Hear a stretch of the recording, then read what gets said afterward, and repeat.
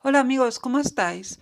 Hoy me gustaría hablaros de la familia Corleone. Su patriarca, don Alfredo, era un hombre muy estudioso y de joven aprobó unas oposiciones y se convirtió en un prestigioso juez. Y como se preocupaba mucho para su familia y quería lo mejor para sus hijos, se empeñó en que estos debían estudiar derecho para convertirse a su vez en grandes juristas. Y así consiguió que en un futuro uno se convirtiera en juez también, otro se hiciera letrado de la Administración de Justicia, otro se convirtiera en un prestigioso abogado y que el otro trabajara de procurador. Y no solo eso, sino que además incluso a sus nietos los convenció para hacer oposiciones y acabar desempeñando puestos importantes en la administración. Claro, el problema de la familia Corleone es que era muy conocida en la localidad en la que vivían y los demás abogados se quejaban, porque cuando sabían que tenían que enfrentarse a uno de los hijos de don Alfredo en juicio, prácticamente tenían el juicio perdido, porque evidentemente el juez don Alfredo siempre iba a favorecer a su querido hijo abogado, entonces no había garantías de imparcialidad. Bueno, pues precisamente para evitar estas cosas, para garantizar que la administración de justicia sea completamente imparcial, existen en nuestro ordenamiento jurídico las figuras de la abstención y la recusación, que pretenden garantizar que en todo caso las personas que deban intervenir en un juicio sean completamente imparciales y que no tengan ningún interés en el asunto. Bueno, las causas que existen legalmente para fundamentar la abstención y recusación de los letrados de la Administración de Justicia, pero que son las mismas que las que se aplican a los jueces y magistrados, se recogen en el artículo 146 del Real Decreto 1608/2005. Y atención porque es un numerus clausus, es decir, un número cerrado, de causas tasadas. Eso significa que cualquier causa que nos podamos imaginar que pueda afectar a la imparcialidad de jueces y magistrados, pero que no aparezca recogida en la lista que vamos a enumerar, pues no será válida. Y eso se hace precisamente para evitar el abuso por parte de los abogados, que si no estarían recusando todo el día a todos los jueces que les caigan mal. Bueno, ¿cuáles son estas causas?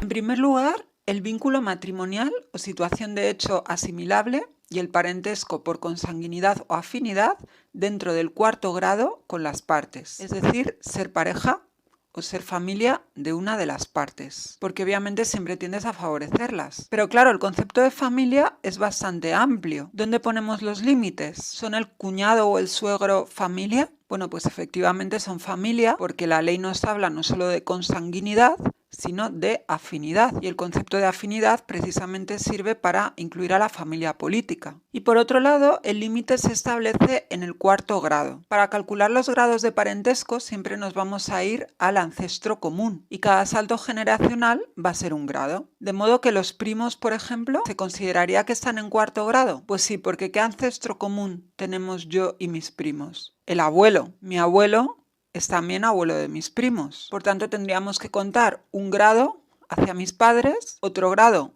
hacia mi abuelo, que sería el ancestro común, y a partir de ahí descender en las ramas del árbol genealógico hasta mis primos. Un tercer grado iría hacia los tíos y un cuarto grado iría hacia los primos.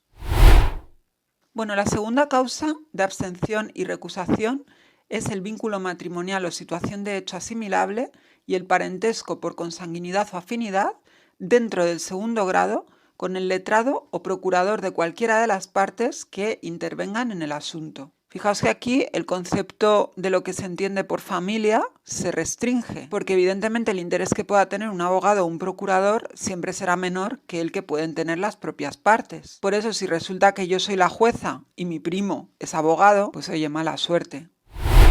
El tercer caso sería el vínculo matrimonial o situación de hecho asimilable y el parentesco por consanguinidad o afinidad dentro del cuarto grado con el representante del Ministerio Fiscal, cuando el letrado de la Administración de Justicia conozca de un asunto, expediente de jurisdicción voluntaria o conciliación, o presida o intervenga como fedatario en actuación procesal en la que aquel intervenga. Porque el Ministerio Fiscal, aunque es un funcionario, realmente también se le puede considerar parte en el proceso, ¿no?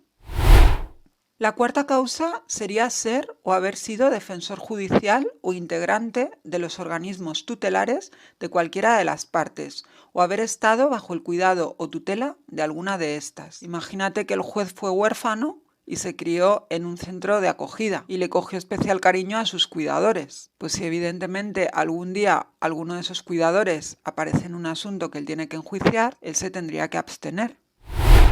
La quinta causa es estar o haber sido denunciado o acusado por alguna de las partes como responsable de delito, siempre que ello hubiera dado lugar a incoación de procedimiento penal no terminado por absolución o sobreseimiento. Se exige que la denuncia haya llegado a algún lado, porque si no, los abogados lo tendrían muy fácil, estarían todo el día poniendo denuncias penales contra los jueces que no les caen bien y así se los quitan de encima, ¿no? La sexta causa es haber sido sancionado disciplinariamente por denuncia o a iniciativa de alguna de las partes, porque obviamente eso duele. La séptima es haber sido defensor o representante de alguna de las partes, haber emitido dictamen como letrado o intervenido en el proceso como fiscal, perito o testigo, porque de hecho suele ser muy típico que muchos jueces antes de aprobar las oposiciones se dedicaran precisamente a ser abogados. Y con lo lenta que va la justicia no sería raro que un juez acabe encontrándose un asunto en el que actuó como abogado en el pasado. La octava causa es ser o haber sido denunciante o acusador de alguna de las partes. Fijaos en la diferencia. Si yo soy la jueza y las partes me acusan de un delito, esa denuncia tiene que acabar con una sentencia condenatoria hacia mí. En cambio, si yo, siendo la jueza, denuncio a cualquiera de las partes por un delito, da igual si esa denuncia acaba archivada o no, porque se supone que los jueces no están todo el día denunciando en fraude de ley. La novena causa es tener pleito pendiente con alguna de las partes. Pleito equivale a hablar de demanda, es decir, de la vía civil. En este caso se exige, a diferencia en la vía penal, que el asunto esté pendiente ante los juzgados. Si yo hace 10 años demandé por lo civil a mi vecino juez, pero el procedimiento terminó hace años, pues eso ya no me vale como excusa para recusarle ahora. En décimo lugar, tenemos la amistad íntima o la enemistad manifiesta con cualquiera de las partes. La undécima causa sería tener interés directo o indirecto en el asunto. Esa suele ser la causa que más se suele alegar, porque es la que más ampliamente se puede interpretar. La duodécima causa sería ser o haber sido una de las partes subordinado del letrado de la Administración de Justicia que deba resolver el asunto. No vaya a ser que el jefe te cogiera tirria y eso pueda influir en su decisión. La siguiente causa es haber ocupado cargo público, empleo o profesión con ocasión del cual haya participado directa o indirectamente en el asunto, objeto del proceso u otro relacionado. Esto pasa sobre todo en la jurisdicción contencioso administrativa, en la que se recurre contra actos de la Administración. La siguiente causa es el vínculo matrimonial o situación de hecho asimilable y el parentesco dentro del segundo grado de consanguinidad o afinidad con el juez o magistrado que hubiera dictado la resolución o actuación a practicar por el LAG. Entonces imaginémonos que la letrada de la Administración de Justicia que tiene que ejecutar la sentencia dictada por un magistrado es su esposa.